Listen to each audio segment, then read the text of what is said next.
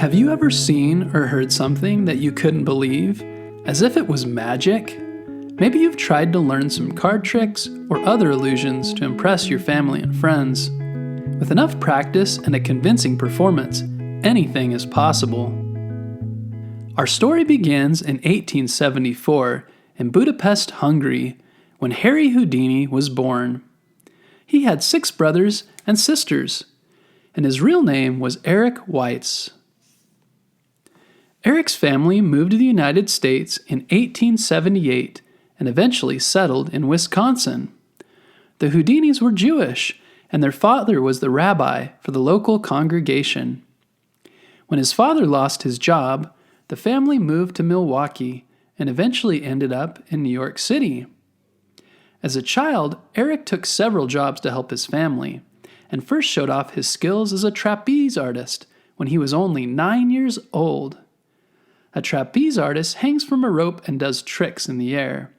His performing name was Eric, the Prince of the Air. Eric was coached by the magician Joseph Wren when he was a teenager. When he first started out, he did not have much success.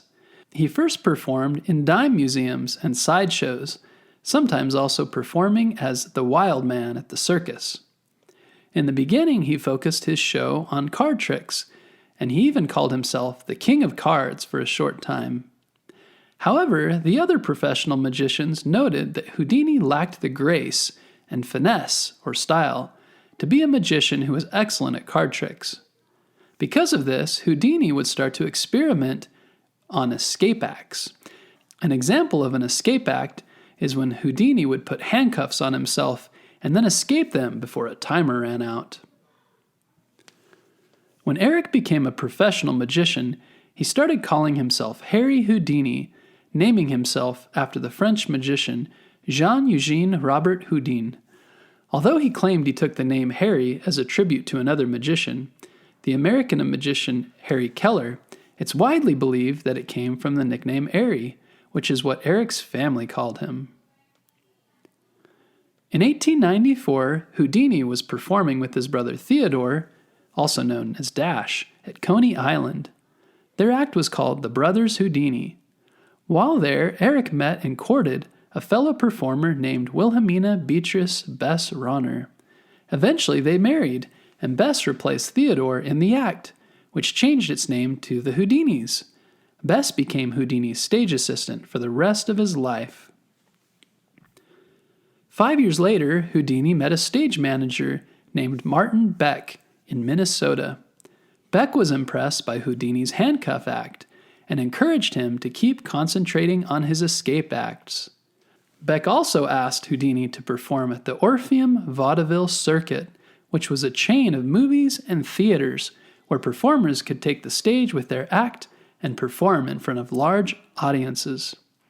Houdini's act fit right in with the other types of performers: musicians, dancers, comedians, trained animals, ventriloquists, and strongmen. After a few months on the circuit, Houdini was performing at top vaudeville houses all over the country. The following year, Beck was able to send Houdini and his act on a tour of Europe. Although it took a few tries for Houdini to convince any stage managers to allow him to perform in their theaters, eventually he was able to interview with the manager of the Alhambra Theatre. After a demonstration of his escape act from handcuffs at Scotland Yard, Houdini was booked at the Alhambra for 6 months. For the next 20 years, Houdini would go on to perform all over Great Britain. He performed his escape acts as well as card tricks, illusions, and outdoor stunts. At the time, he was one of the world's highest-paid entertainers. He earned the nickname the Handcuff King by traveling to places like Netherlands, Germany, France, and Russia, and challenging the local police to lock him in their jails. In Russia, Houdini even escaped from a prison transport van. He also spent a lot of time performing in the United States. Many times, he would also perform for street audiences, and he escaped from jails, handcuffs, chains, ropes, and straitjackets. Around 1908, Houdini switched from escaping from handcuffs to escaping from other, more exciting traps, such as a locked, water-filled milk can. He even went so far as to challenge his audiences to come up with contraptions to try and hold him. Some examples were nailed packing crates, both in and out of water, riveted boilers, wet sheets, mailbags, and even the belly of a whale that had washed ashore in Boston. When Houdini was in Berlin, Germany in 1912, he introduced the Chinese water torture cell into his act. During the performance, he was suspended upside down in a locked glass and steel cabinet that was filled with water, requiring him to hold his breath for over 3 minutes. This act was performed by Houdini for the rest of his life. Houdini wrote a book for the Magic Brotherhood, his fellow performers and magicians, explaining some of his tricks. The book was called Handcuff Secrets, and he revealed how many locks and handcuffs could be opened with applied force or shoestrings. Houdini also showed how he sometimes carried concealed lockpicks and keys. When he was tied down in ropes and straitjackets, he would gain room for his body by expanding his shoulders and chest and holding his arms slightly away from his body. Over the years, some of Houdini's tricks would change as he discovered ways to make them more exciting. The straitjacket escape was first performed with Houdini behind a curtain, popping out when he was finally free. When he figured out that audiences were more impressed when they could watch him struggle, Houdini removed the curtains. He would also sometimes attempt his straitjacket escapes while dangling upside down from the roof of a building in the city.